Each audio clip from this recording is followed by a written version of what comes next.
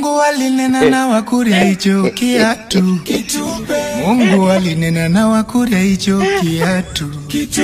Ukitaka kupiga kasongo nakwambia pahali hapo lipo Sisugo hicho kiatu. Bahaba hicho kiatu ewe hicho kiatu Okay, sasa nataka tupunguze bei ya gharama na gharama ya halali na gharama ya sasa. Hii ndio shukrani watu yangu. Tumetenga viatu milioni 1. Kwanza tupunguze gharama.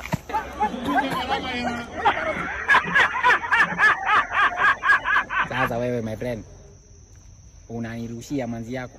Tuko na mambo ya kilimo, tunataka kuzalisha njaa tufukuze, tunataka kuzalisha chakula tufukuze njaa. Kwanza tupunguze gharama ya